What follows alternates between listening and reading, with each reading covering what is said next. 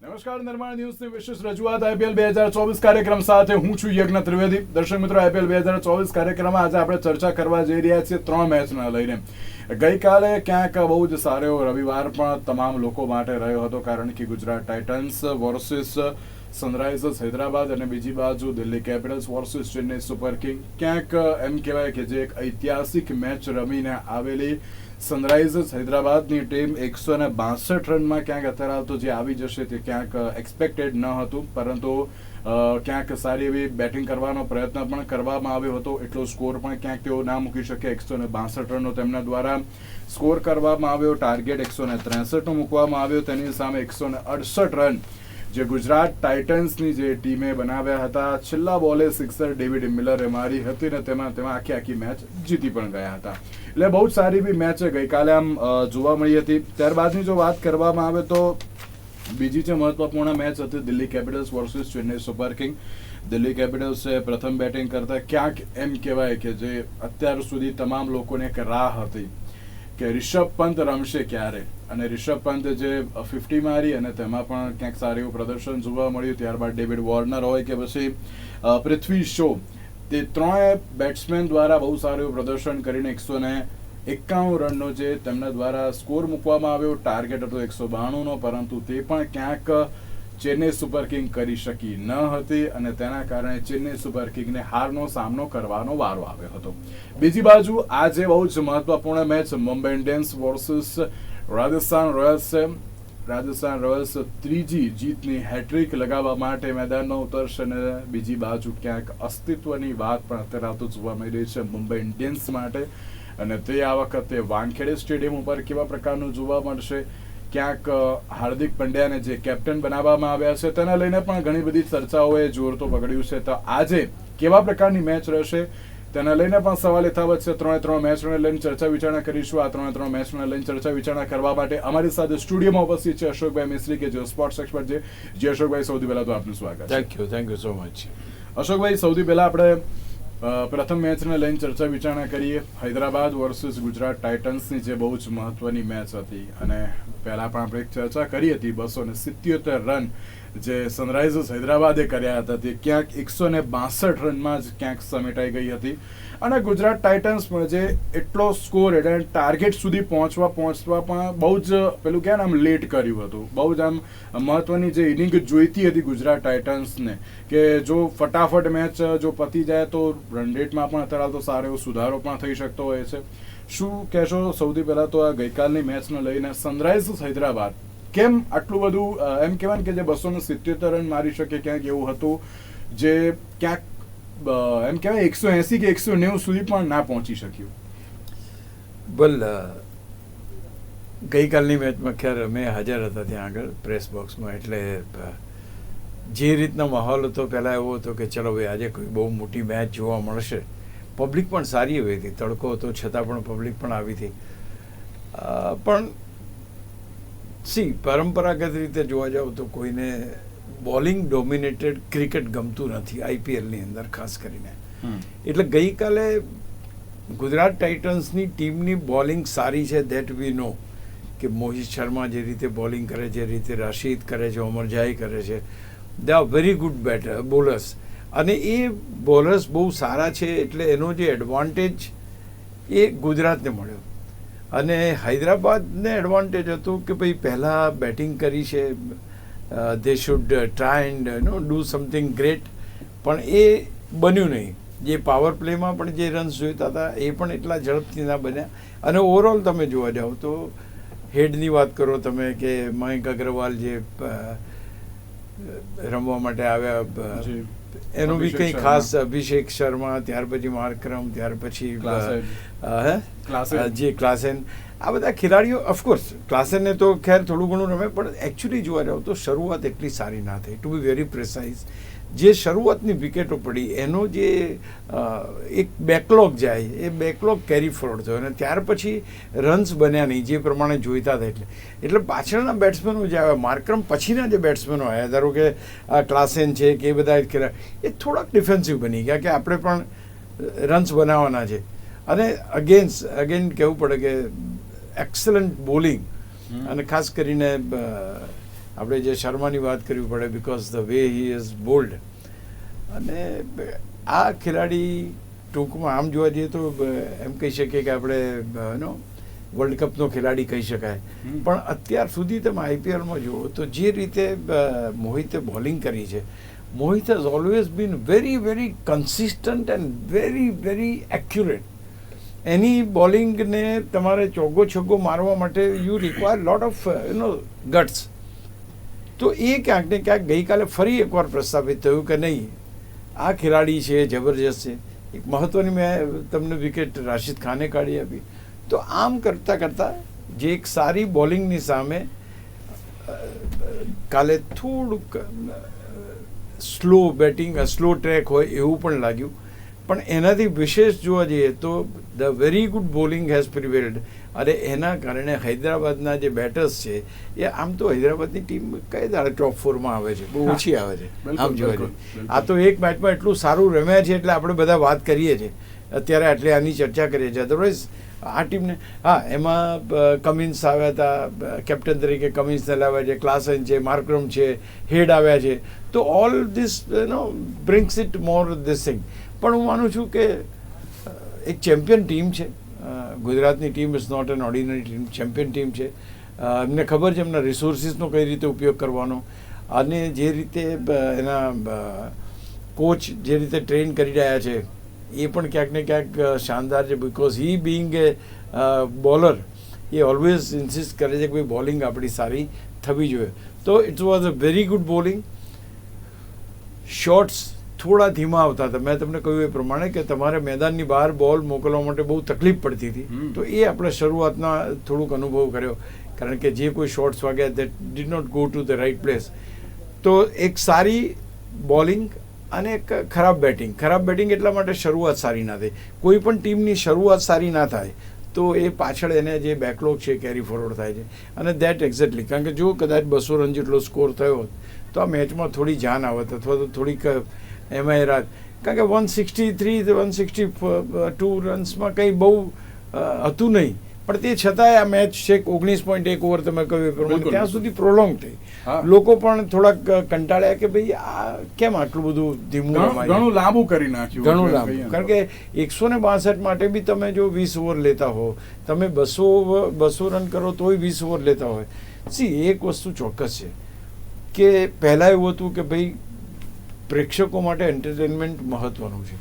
હવે ક્યાંક જે ખેલાડીઓ છે, જે ટીમો છે, they become over defensive. Over defensive એટલે એટલા માટે કે ભાઈ 162નો સ્કોર છે ને કે અપસેટ ના સર્જાઈ જાય, શાંતિથી રમજો, ચોકસાઈથી રમજો, કોઈ જાતની ઉતાવળ કરવાની જરૂર નથી, ટેક યોર ઓન ટાઈમ. આ ઇન્સ્ટ્રક્શન્સ આવે છે. પહેલાં એમ હતું કે ચલો આજે 10 ઓવરમાં જઈને પૂરું કરી નાખીએ. એ ઇન્સ્ટ્રક્શન હવે નથી આવતી, કારણ કે બધાને 2 પોઈન્ટ્સની જરૂર છે. અલ્ટિમેટલી તો એમને છેક સુધી પહોંચવા 2 પોઈન્ટ્સની જરૂર છે. તો અહીં આગળ થાય છે એવું કે જે લોકો જોવા માટે જે આવે છે, I mean they are not enjoying according to me. કાલે અમે જે બધા બેઠા હતા પ્રેસ બોક્સમાં, ત્યાં પણ જે માહોલ હતો એ, અથવા તો જે મેદાન ઉપર માહોલ દેખાઈ રહ્યો હતો, ક્યાંક ને ક્યાંક લોકોને કંટાળો આવ્યો કે યાર 19 ઓવર સુધી આ મેચ ચાલી એમ. એટલે એ ક્યાંક થોડુંક એ થયું. પણ ખેર, ગુજરાત ટાઇટન્સને બહુ સારી રીતે ખબર છે કે નેટ રન રેટનું બહુ મહત્ત્વનું સ્થાન હોય છે. ત્યાર પછી જેવા છેલ્લે જ્યારે 4 ટીમો નક્કી કરવાની ત્યારે આ બધી વસ્તુ ઘણી બધી વાર કામ લાગતી હોય છે. દે મસ્ટ બી નોઈંગ ઇટ. પણ એમને ક્યાંક એમ એન્શ્યોર કરવું હતું, કારણ કે જે રીતે વિરાટ કોહલીની ટીમ એમના મેદાન પર હારી ગઈ એટલે એવો અપસેટ ના સર્જાય, એ ક્યાંક એન્શ્યોર કરવો હતો કે ભાઈ આ મેચ આપણે જીતી લઈએ, પછી આપણે આપણી રીતે રણનીતિ બીજી કરીશું. થોડુંક મને ઓવર ડિફેન્સિવ ટીમ લાગી. ટીમ સારી છે, ટીમ પાસે એટલો મોટો સ્કોર નહોતો, તે છતાં પણ જે ડિફેન્સિવ રમ્યા તો ક્યાંક લોકોને તો ખેર ગમ્યું નથી. હું એક પબ્લિક તરીકે જોઉં તો મને પોતાને એમ લાગ્યું કે બહુ લાંબે સુધી જોવું બેસવું પડ્યું હતા. બિલકુલ. અશોકભાઈ, પહેલી મેચની તો વાત કરી, બીજી મેચની વાત કરીએ, Delhi Capitals versus Chennai Super king. સૌથી પહેલો પ્રશ્ન મારો મેચને લઈને નહીં હોય આજે, એક બહુ જ મહત્વનો પ્રશ્ન છે. કારણ કે આપણે ગઈકાલે જોયું કે દિલ્હી કેપિટલ્સ અને ચેન્નઈ સુપર કિંગની જે મેચ હતી, ભલે દિલ્હી કેપિટલ્સ જીતી ગયું, પણ જે તમામને, એટલે કેમ કે જે બધા પ્રેક્ષકો જે બેઠા હતા તેમને એક રાહ હતી કે મહેન્દ્રસિંહ ધોની ક્યારે પીચ ઉપર આવે, ક્યારે એમની સિક્સ જોવા મળે, અને ક્યારે તેમને અમે રમતા જોઈએ. અને કાલે અશોકભાઈ એ જ વસ્તુ જોવા મળી. ભલે કેપ્ટન નથી, ભલે એમ કહેવાય ને કે એક વિકેટ કીપર ને બેટ્સમેન તરીકે અત્યારે તો ભૂમિકા ભજવી રહ્યા છે, પણ એમની જે એન્ટ્રી હતી જે પ્રમાણે એમ કહેવાય ને કે પેલું ચેનલ ઉપર પણ દેખાડતા હતા કે જે 128 ડોલ્બી સાઉન્ડ જે વખતે જોવા મળ્યો હતો. અશોકભાઈ એ જે પ્લેયર છે એમની અત્યારે હાલ પણ જે એમ કહેવાય ને કે અત્યારે તમામ લોકો તેમને એટલું માન સન્માન આપી રહ્યા છે. ઇવન તેમને અત્યારે એક એમ કે એક વર્ગ એવો પણ છે કે ના અત્યારે મહેન્દ્રસિંહ ધોનીને જોવા માટે આવતો હોય છે, અને એ ગઈકાલે સિચ્યુએશન જોવા મળી. એમ કે બધા એમ જ કહ્યું ભલે ચેન્નઈ સુપર કિંગ હારી ગયું અમને કોઈ વાંધો નથી, પણ ધોની રમ્યો એ અમને બહુ સારું છે. તેને લઈને શું કહેશો? પહેલી વસ્તુ તો શરૂઆતની મેચોમાં ધોનીનો નંબર લાગતો નહોતો. હી વોઝ નો એટલે એને તમને એમ ડ્રેસિંગ રૂમમાં આમથી આમ ડગઆઉટમાં આમથી આમ જતો જોવા મળે તમને, હમણાં આવશે કરીને, પણ એ તક મળતી નહોતી. ગઈકાલે વિશાખાપટ્ટનમમાં આટલી બધી પબ્લિક, એ પણ yellow army, that was amazing. પહેલી તો વસ્તુ ત્યાંથી દિલ્હી જીત્યાનો હું નથી માનતો કે કોઈને એટલો આનંદ હોય પ્રેક્ષકોની અંદર. બધાને ધોની આવ્યો, ધોની આવ્યા પછી બી ધોનીએ જે સિક્સરો મારી, જે ચોગ્ગા માર્યા, જે પાર્ટનરશિપ બનાવી, લોકોના પૈસા વસૂલ થઈ ગયા. બિલકુલ, ઇન્ક્લુડિંગ હું પોતે પણ આઈ વોઝ જસ્ટ એમેઝિંગલી તમે જુઓ એ માણસને ક્યાં એની રેન્જમાં જો બોલ આવ્યો તો એ બોલ બાઉન્ડ્રીની બહાર ના જાય. આજે 42 વર્ષે પણ આ માણસની ક્ષમતા, એની શક્તિ, એની તાકાત, એની યુવાની, જે કંઈક હોય, everything is up to date. આ ચોગ્ગા જોવા માટે લોકો આવ્યા હતા. લોકોને કોઈ બીજી રસ નહોતો, કોઈ એ નહોતું.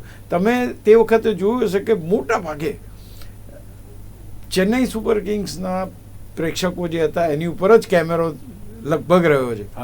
અને તમે જો જે the way they were enjoying, I mean that is amazing. હું નથી માનતો કે વિશ્વનો કોઈ પણ બેટ્સમેન આ ફોર્મેટની અંદર આટલી લોકપ્રિયતા ધરાવતો હતો, ઇન્ક્લુડિંગ વિરાટ કોહલી.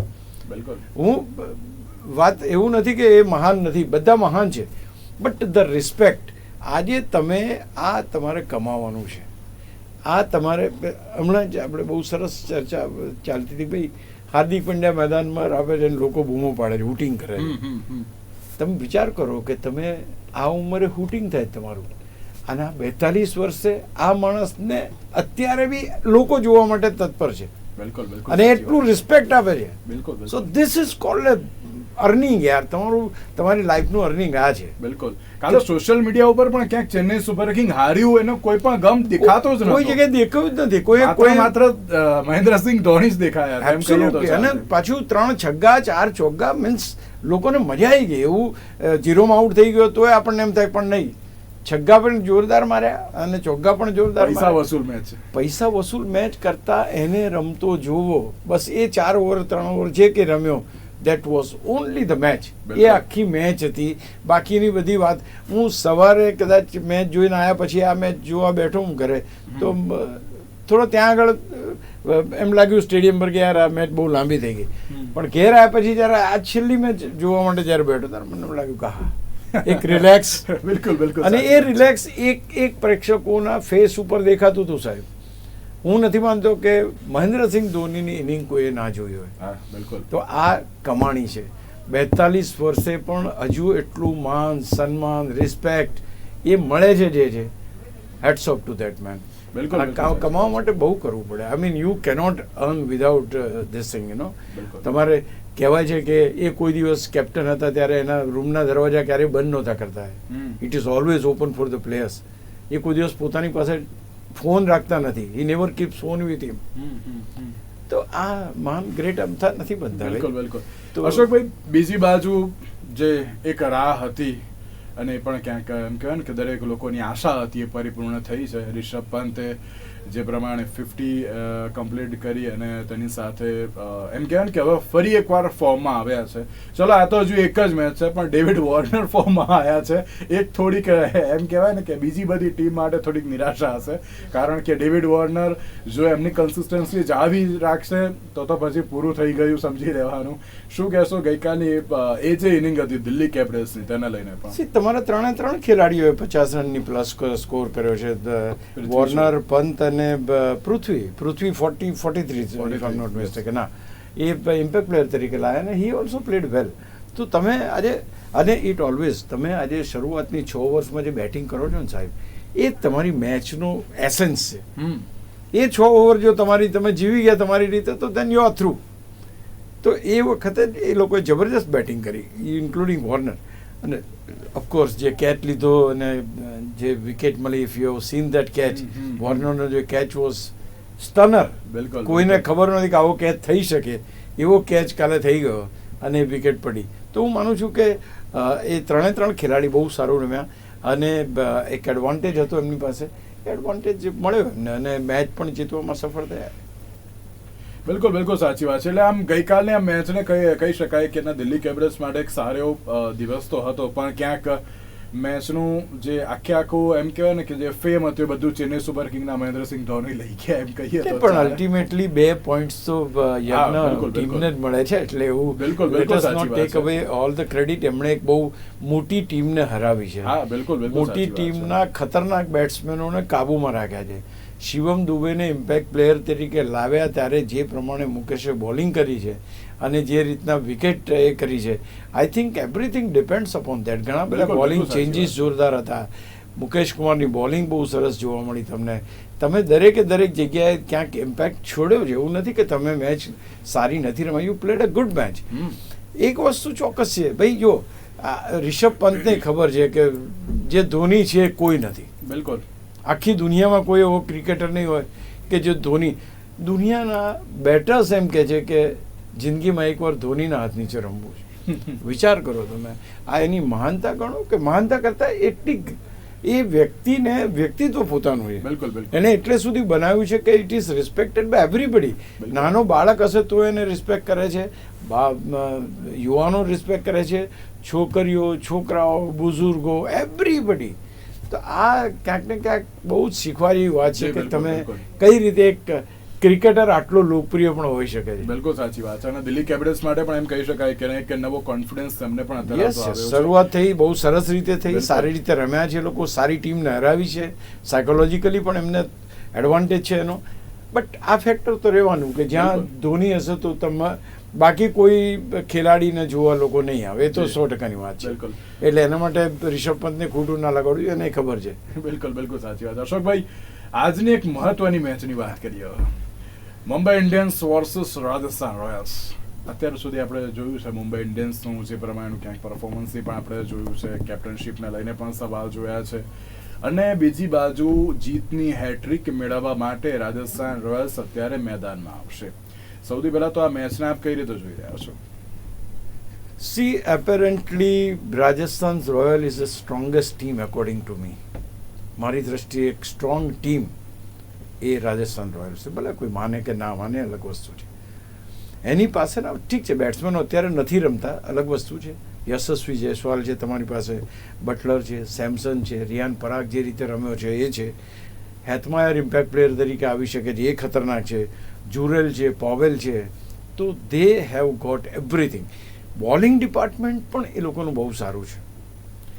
એ યજુવેન્દ્ર ચહલ, સંદીપ શર્મા, અવેશ ખાન, ટ્રેન્ટ બોલ્ટ જે પેલા મુંબઈનો ખેલાડી હતો, તો એ રીતે બી અશ્વિન, તો એ રીતે બી જબરજસ્ત ટીમ છે. એટલે એ ટીમને હું ઓછી આંકતો નથી, પહેલી વાત.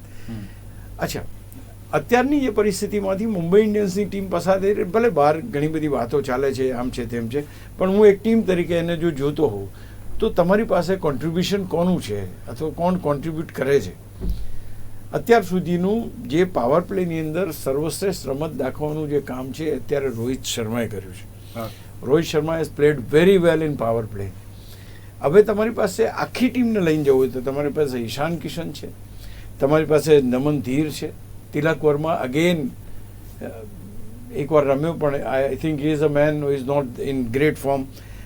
હાર્દિક પંડ્યા છે, ટીમ ડેવિડ છે, બ્રેવિસ છે. તો બાકી બધા ખેલાડીઓ તો નો ડાઉટ છે, પણ તમારા જે 5 ખેલાડીઓ જે હુકમના એકા તમે ગણતા હોય, રોહિત શર્મા, ઈશાન કિશન, નમનદીર, તિલક વર્મા અને હાર્દિક પંડ્યા, અહીં સુધીની બેટિંગ લાઇનઅપે 200 રનનો સ્કોર આપવો પડશે.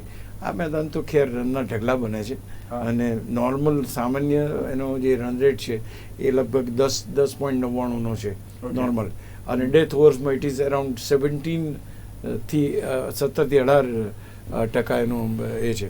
એટલે આની પર રન તો થશે.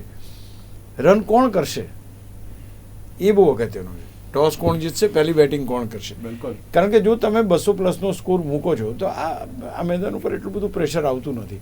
પણ જે રીતે 200+ સ્કોર બનતા થયા છે, 200-250 તમારી ટીમ સેફ નથી. 208 રન પેલી ટીમે બનાવ્યા તો 204 એની સામેવાળી ટીમ કરી ગઈ છે. તો 4 રનથી હારવાનું. તો ક્યાંક ને ક્યાંક 200ની આસપાસનો સ્કોર હું પણ એક્સપેક્ટ કરું છું કે એ ટીમનો થાય. પણ એ કઈ ટીમ કરશે એ બહુ અગત્યનું છે. પહેલી જ એની બેટિંગ આવશે. આઈ think he is going to enjoy the hall of luxury of playing. અને અત્યારે બીજી અગત્યની વાત એ છે કે એઝ અ ટીમ મુંબઈને આ મેચ ગુમાવી પોસાય એમ નથી. હા, બિલકુલ સાચી વાત છે. કારણ કે લોકો મુંબઈમાં રમે છે. જે રીતે સમાચારો આવ્યા હતા ગઈકાલે, કેવા સમાચાર આવ્યા કે ભાઈ જે લોકો વોટિંગ કરશે તો એમના ઉપર એક્શન લેવામાં આવશે. પણ તરત ખેર ક્લેરિફિકેશન બી આવ્યું કે એવી કોઈ સૂચના નથી, કોઈ જાતનું એવું એ છે નહીં. એટલે હવે રોહિત શર્મા ગઈકાલે જે પ્રેક્ટિસ હતી, ગઈકાલે એક જેને કહેવાય કે તમારે આવવું હોય તો આવો એ ટાઈપની પ્રેક્ટિસ હતી. એમાં Hardik Pandya was not there, Rohit Sharma હતા. પણ જે વાતાવરણ હતું એ મોટાભાગે ટીમનું એક પહેલાં જેવું વાતાવરણ ધીમે ધીમે ઊભું થતું એવું લાગે છે. અને એ આજે દેખાવું જોઈએ. આજે જે કોઈ રિપેરિંગ કરવું હોય, જે કોઈ આની આગળની બનેલી ઘટનાઓ છે, રોહિતને બાઉન્ડ્રી ઉપર મૂકવાના કે આ તે જે કંઈ બન્યું છે એને વાઇપ આઉટ કરવાનો આ એક મોકો હાર્દિક પંડ્યા પાસે છે. બિલકુલ. Hardik Pandya will to prove that yes Rohit શર્માને પોતાનો ગુરુ ગણાય છે. કારણ એવું નથી કે કેપ્ટન તમે બન્યા એટલે તમે કંઈ બહુ મોટા માણસ થઈ ગયા, એવું નથી. ગઈકાલે સિદ્ધુ બહુ સરસ કહેતો હતો કે અમારે તો ટીમમાં 5 કેપ્ટન હતા. હા, બિલકુલ સાચી વાત. સચિન તેંડુલકર, દ્રાવિડ, સહેવાગ, ગાંગુલી, એ બધા 5 કેપ્ટન એક જ ટીમમાં એવી રીતે રમ્યા છે. તો ક્યારેય કોઈ એમ નથી કીધું કે ભાઈ અમે આમ ને અમે આમ. તો આજે એકચ્યુઅલી તો આ વસ્તુ ઊભી થઈ છે એ બહુ ખોટી જ છે. અને એને પોઝિટિવ રીતે લેવું જ પડશે તમારે. અને ટીમ તરીકે જો તમારે જીતવું હોય તો યુ હેવ ટુ એન્શ્યોર કે આ રિપેરિંગ થઈ જાય. અને એ બધી જ વસ્તુનો સરવાળો તમને આજની મેચમાં જોવા મળશે. જો આજની મેચમાં મુંબઈ ઇન્ડિયન્સ પોતાના ખેલાડીઓના સારા પ્રદર્શનથી લોકોને પોતાના તરફ લઈ શકે છે તો આગળ ઉપરની મેચો પણ સારી જશે. બિલકુલ બિલકુલ. જો આજે એનાથી વિપરીત થાય છે અને રાજસ્થાન રોયલ્સ જીતે છે then things will be in a different shape. તો એનો અર્થ એ ક્યાંક ને ક્યાંક હજુ પેચઅપ થયું નથી એવો ક્યાંક સંદેશો જશે. બિલકુલ. બહુ જ મોટી મેચ છે ને સૌથી મોટી મેચ છે એ હાર્દિક પંડ્યા માટે છે, રોહિત શર્મા માટે છે, ઇવન ટીમ મેનેજમેન્ટ માટે છે કે કેટલે સુધી એ લોકોએ આજે રિપેર કર્યું ડેમેજ એ આજે જોવા મળશે. બિલકુલ બિલકુલ સાચી વાત છે. તો હવે જોવાનું એ રહ્યું કે આ મુંબઈ ઇન્ડિયન્સ વર્સિસ રાજસ્થાન રોયલ્સની જે મેચ છે, કોણ કેવું પરફોર્મન્સ આપશે, કોણ કેવી રીતે રમશે તે તો આવનારો સમય બતાવશે. અશોકભાઈ, આપનો આભાર અમારી સાથે આ ચર્ચા વિચારણામાં જોડાવા માટે. Thank you so much. તો દર્શક મિત્રો, આજના વિશેષ કાર્યક્રમમાં બસ રજા આપશો. નમસ્કાર.